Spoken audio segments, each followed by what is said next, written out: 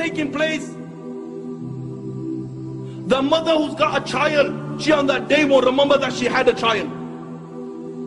Why? Because the sound of the horn. The sound of the horn is so terrifying that you will see mankind will be in a drunken state, but in reality they won't be drunk. The hadith of Abu Huraira comes to mind. He said that Shaitan and his army will begin to run and they will begin to hide. They will begin to run and they will begin to hide. The Quran says on that day there is no refuge. He will look above the people, and what will they see? They will see the sky will look like the black filth of oil. It will crack piece by piece. The earth beneath them, it will crack piece by piece. The oceans will be on fire on that day, and they will explode from their places. Allahu Akbar, picture this in your mind. That the oceans, they will be on fire and they will explode from their places. The stars will lose their shine and they will come crashing down. And there will be darkness everywhere.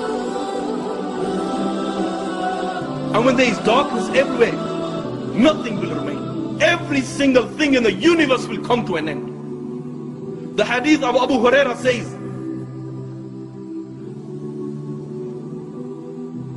that the angel of death, it will say to Allah, "Oh Allah, all those are in the heaven and all those are in the dunya, they have come to an end, except for those who you wish to remain alive, O Allah."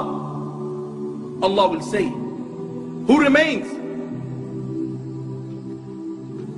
And the angel will say, "Oh Allah, Jibreel remains, Mikael remains, Israfil remains, and the angels who are carrying your throne, they remain."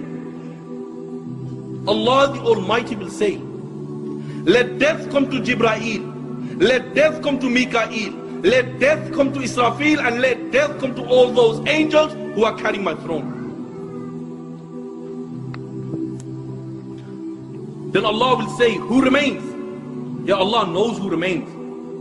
Allah will say to the angel of death, "Who remains?" And the angel will say, "Oh Allah, I remain, you remain, no one else remains." Yet then Allah will say, "I created you for a purpose. You have fulfilled your purpose. You also die and you will die."